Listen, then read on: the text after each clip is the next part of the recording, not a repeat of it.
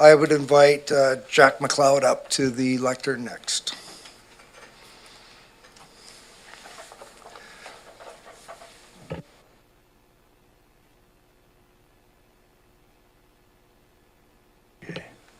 Good afternoon, Chair and Directors.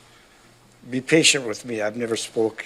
Fair enough. And could you pull the microphone in front of you and stand in front of? Yeah, perfect. Thank you. And I'm here with land keepers, and I want to talk about Nature's Trust and the application to the ALC. And so I want to go over a few points to make you all aware of what's transpired towards Nature's Trust and their application. First of all, I want to talk to you about, there was never a public consultation. Tom Reed stated there was. They talked to two property owners at Locksmiths Road, one piece of property owned by Mike Kelly and Marty Block, the other piece of property owned by Brian Sales and his siblings. Never did Nature's Trust talk to the South Cowichan Lawn Tennis Court, which was been on the site for over 100 years, nor did they speak to any other owners in residence along Cowichan Bay Road or Zuhalem Road properties adjacent to the farm. Land keepers first learned about the flooding in June 8th, 2023, as a Citizen newspaper, when we were all totally shocked at what was happening in the area. Land Keepers was incorporated in July 3rd, 2023, to address the concerns of the project. Land Keepers called a town hall meeting on August 14th at the hub to make people in the valley aware as to what was happening. I'm going to go over this time. Then I'm going to have to ask you to come back after your 3 minutes are done. Okay, I'm going to the end there. Okay. So you've got a minute, 20 seconds still. Okay. So was asked to come to, pardon me. So we had a meeting on August 14th at the hub to make the people aware of the valley, what was happening in Cowichan Bay. Invitations were sent out to all CVR directors and local MP, Alistair McGregor. A couple of directors showed up, plus Alistair. One director sent a reply to Land Keepers on August 15th. That's the day after the town hall meeting, and declined our invitation. Also, these words were written in her email. This is not a CVRD matter. This is not true. We have emails to and from the bureaucrats, namely Brian Farquhar, Kate Miller, and Jeff Moore, to Tom Reed of Nature's Trust, dated May 13, 2022, May 18, 2022, May 24th, 2022, May 25th, 2022, which shows that the CVRD has been involved for some time. One of the emails, Tom Reed states, "I would appreciate this attachment being kept confidential at this time." And I'm going to have to do the rest later because I don't have enough time. Thank you, Mr. McLeod. I will, can I ask everyone? Pardon me? Folks, I please ask that you refrain from applause, calling out. We want everyone here, whether they be supportive of Mr. McLeod or others who may have opposing views, to feel safe, to feel that they can get up and express what they want to express. So I'm going to ask that, you've already been told no placards in the room, and ask that you be respectful of everyone here, even those that may have opposing views. So with that, I'll put your name on the list. I will see about, do you know how much time you've got left? Maybe one of your group might yield some time Well, I have about the same amount of time left, so if I could speak after the meeting, okay, well, that would be fine. We'll call you back up towards Great. the end. Thank you very much. With that, I will go to Nigel Dinsdale next.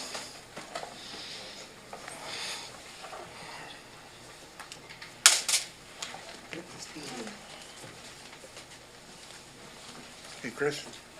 Thanks for having me. I think this whole issue here, I think I want to put a little history to it, and I'll try and be as short as I can. I've lived there since 1965, and that farm has been farmed since before Confederation in 1871. And my mom and dad, who are gone now, would roll over in the grave if they understood what the farm was supposed to be. It was supposed to be a farm, and it's been over there for 100 years farming. And it's iconic farmland. It's the best farmland in the province. And it's hard for me to stand here as my mom's son and understand that we got to the state where we're going to knock the dikes down and destroy some of the best farm in the province, given that we already talk about, and all of these people in this room speak about looking after agriculture in the province. There's not enough land the way there is now. There's not enough food growing capacity the way there is now. And we continue to pound away on the farmers, and it's just not fair. Now, that whole deal was structured because my mom, the dikes were going to flood, and she had 3 boys to look after, a mortgage to pay, and a farm to run, and no money. And when the Nature Trust came and Ducks Unlimited came, they offered her a deal. And they didn't, and when they offered her a deal, they knew darn well that she was up against it.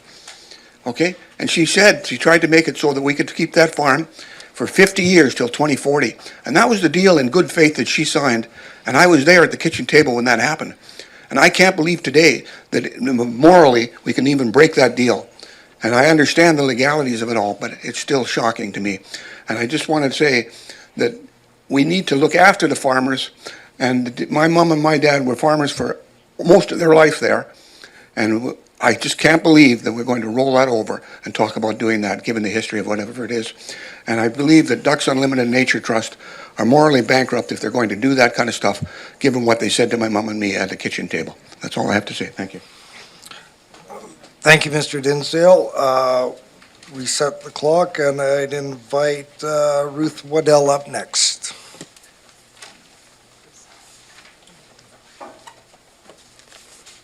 Welcome.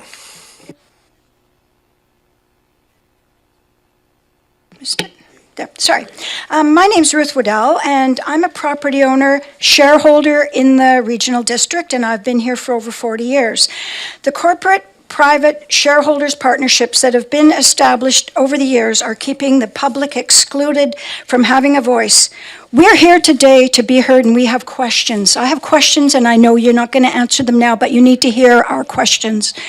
Where can I find the regional district report addressing how the current floodwaters from the west will behave once a barrier is installed that will prevent the flow from the Cowichan River floods from breaching over Cowichan Bay and dispersing over the Dinsdale farmlands as they do presently? Based on the flood risk assessment report, flood protection measures are required to protect the properties north of Loch Menace Road. Where can I find the regional district assessment report on the other nearby properties to the west, including designated Heritage Lawn Tennis Club property, Cowichan Bay Road properties, and the Zoo Halem Road properties? Where can I find the regional district report on the risk of impact to the nearby 80 wells, aquifers numbered 186, 188, 197, and 198, the Kidwell and the Cowichan River regarding seawater and freshwater interface, migration inward and seawater intrusion? Considering the local crisis being experienced due to climate change that is affecting groundwater and aquifers, what guarantee will the regional district make that the above-mentioned critical water sources will not be compromised? Protecting groundwater is recommended in the Western Water Association January 2023 report. How far into the proposed saltwater marsh will the source protection area for the Kidwell be protected, and how will this be achieved?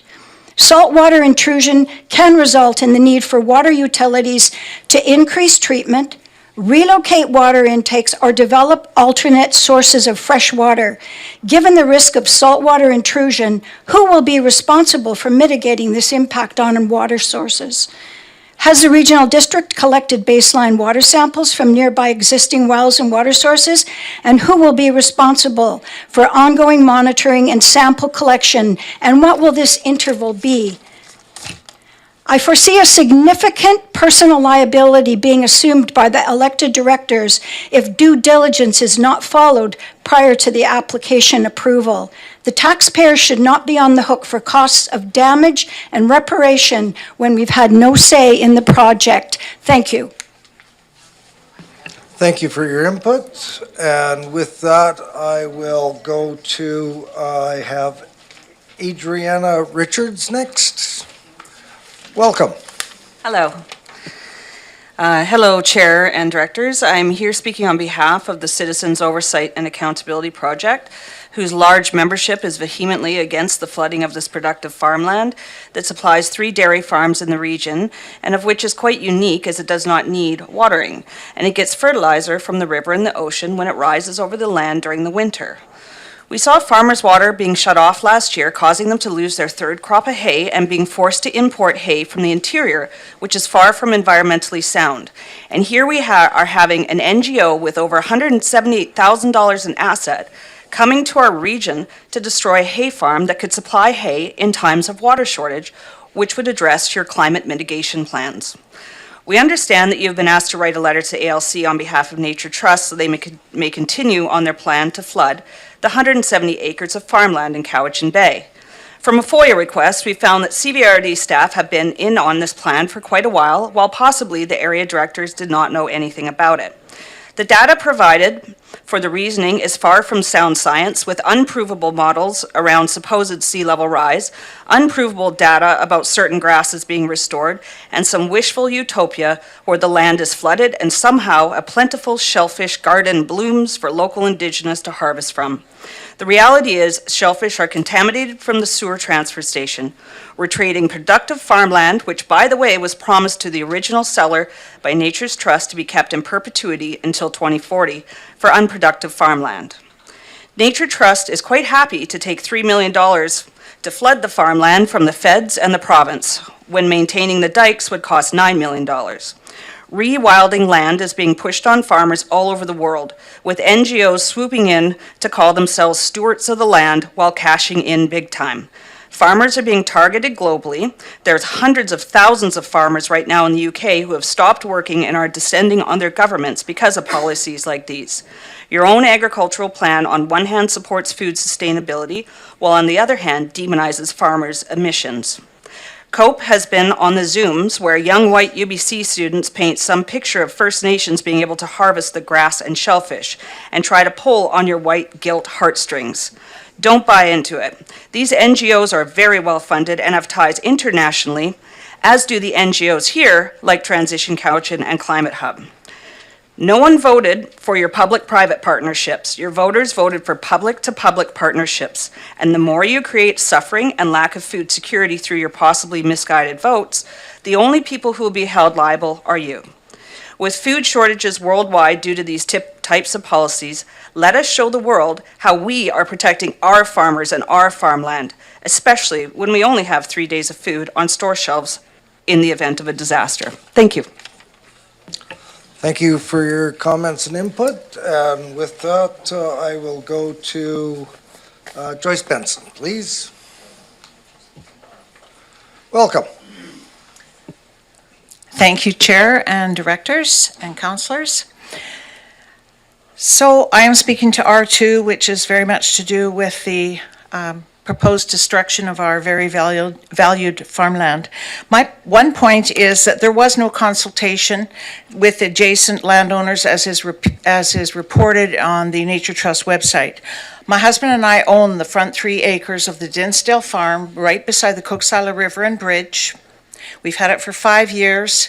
I lived at Mrs. Dinsdale's home when she moved out in '93. I moved in for 5 years, loved the farm.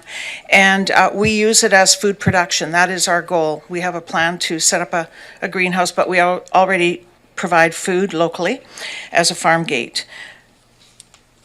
We were never approached, never consulted, and wonder why. So we also first heard about this destructive proposal on the front page of the Citizen June the 8th, and we're in shock.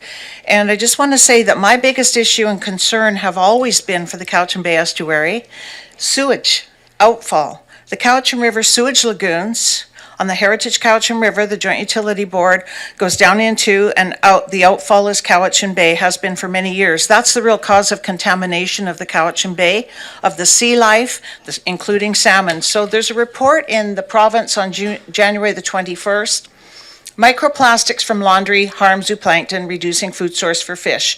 And it says right here that the microfibers that shed from washing clothes can harm or even kill zooplankton, reducing a food source for many types of fish, including salmon, according to a new study by OceanWise and the University of BC, and also SFU, Simon Fraser University, did a study on microplastics and reported on that only a few years ago. So my concern is, why is the issue destroying a beautiful estuary where people go all the time for recreation, bird watching, wildlife watching? I mean, all you have to do is go to Cowichan Bay and Friends Facebook page and you see it daily. It is a well-loved, well-enjoyed area, but more importantly, as we've already heard, that the farmland is crucial to our local farming industry.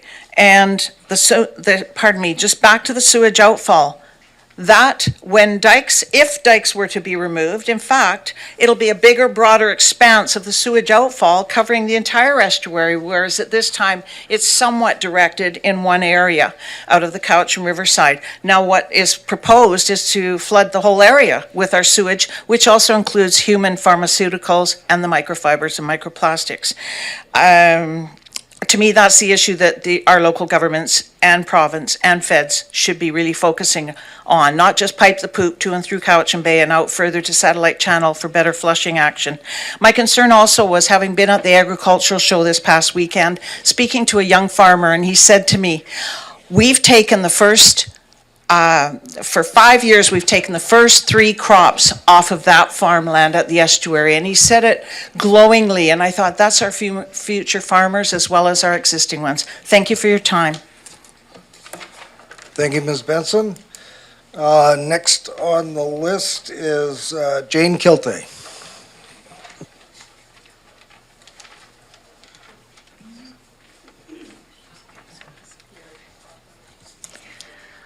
I live in Cowichan Bay overlooking the estuary. I'm here to speak in support of the Cowichan Estuary Restoration Project. I was a longtime board member of the Cowichan Land Trust and led their initiative to establish the Cowichan Estuary Nature Center to raise awareness about this vital ecosystem. I've participated in many eelgrass restorations with Sea Change and Cowichan tribes, and years ago I was privileged to be at a table hosted by Cowichan tribes and with Nature Trust and tribes biologists. Part of the conversation was about the looming need to address the acceleration of impacts of climate on the estuary and the risk to salmon populations and migratory birds in the watershed, and what would happen if we didn't act. I learned how lucky we are that the geography of the Lower Cowichan is one that can support this process of recovery. Many estuaries can't. This project is essential to the health and well-being of the Cowichan and Coxsila watersheds, the people and the nature.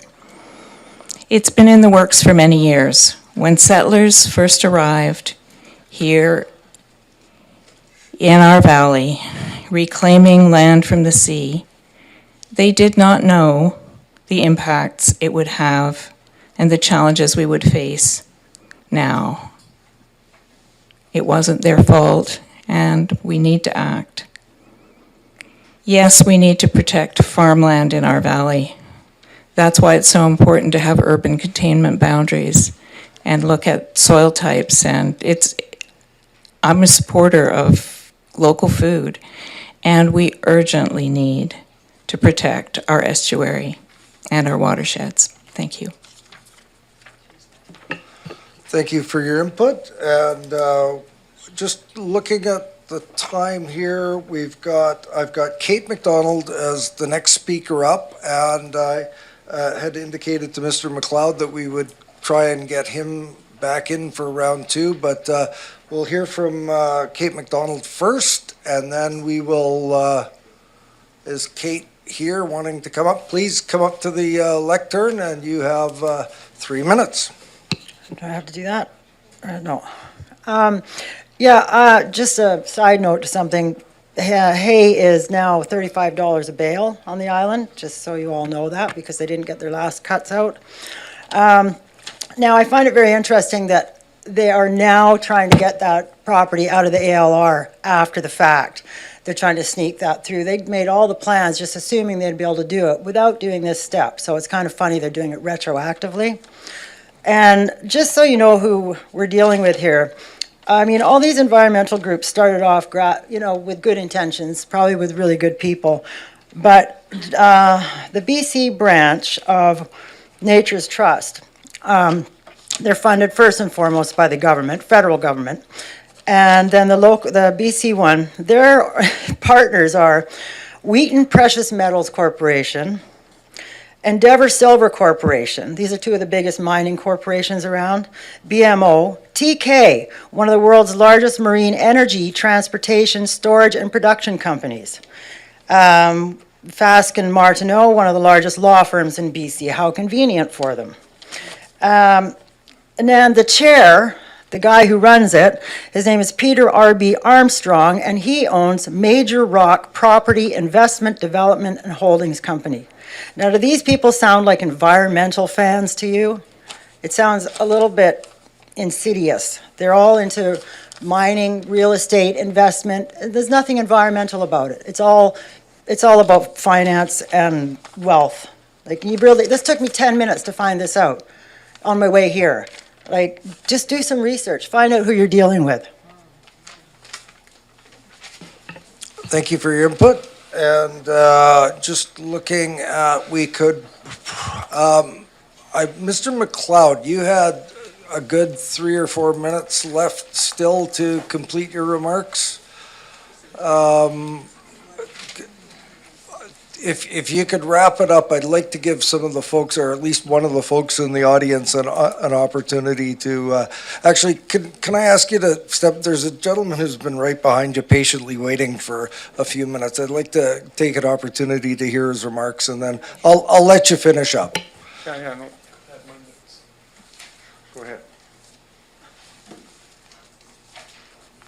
I prepared a written submission in case I didn't get through. So you've provided a written submission to us already? Well, I just gave it to my regional director rep Oh, at the beginning, so I okay. haven't done anyway.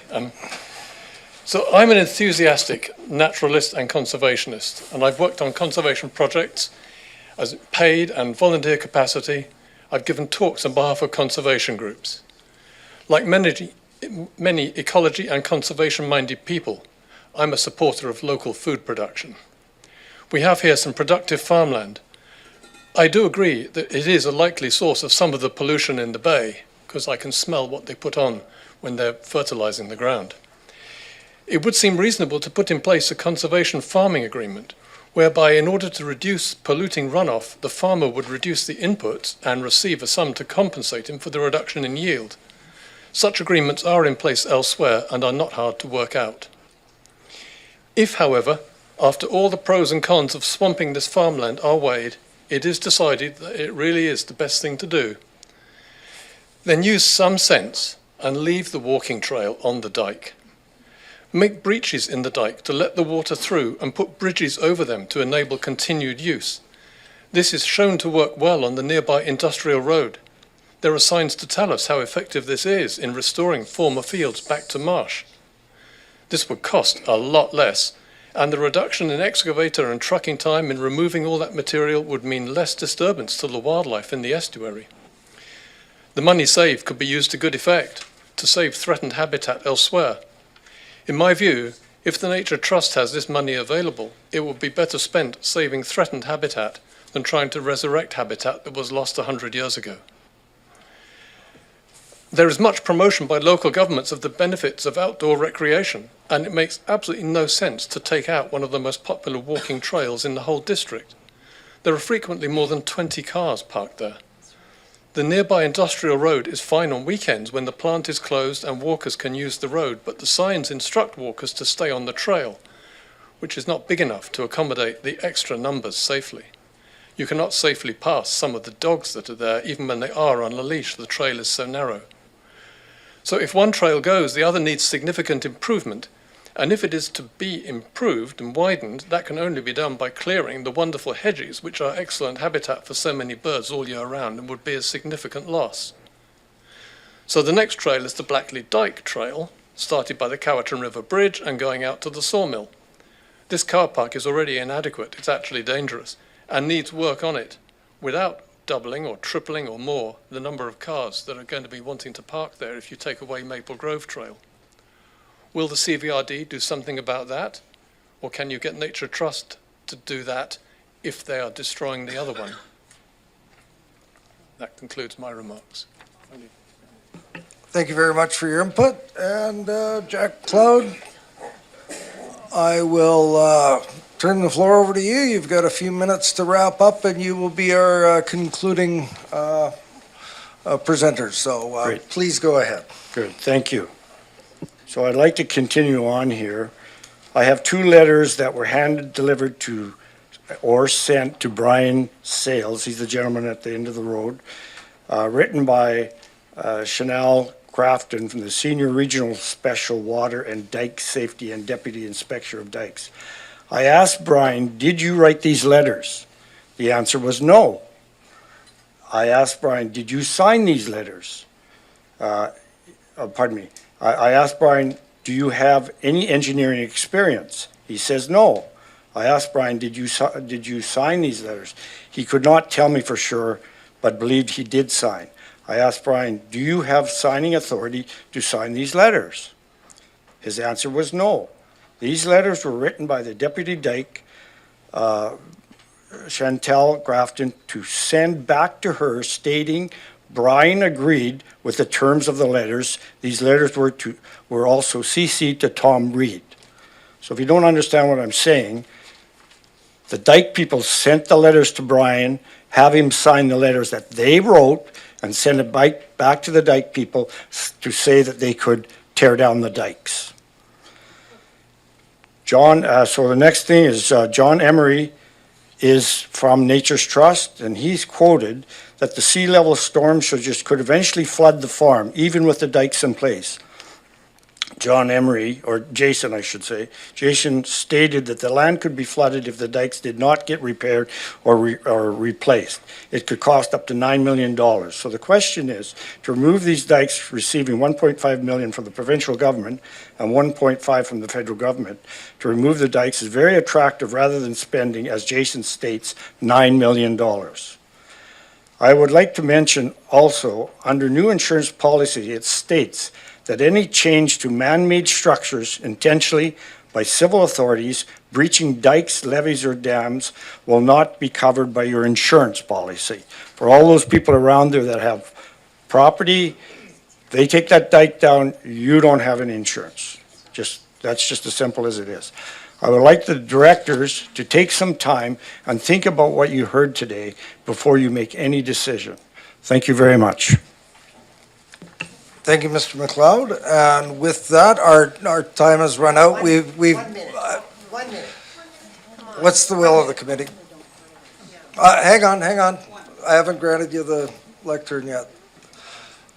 So it would, our time has expired. I'm going to turn to my committee. The time has expired by 3 minutes already. So I'm just going to turn to the committee and see if there's a motion to allow one more speaker. Moved, is there a seconder? Okay, moved and seconded. This requires 2/3 vote.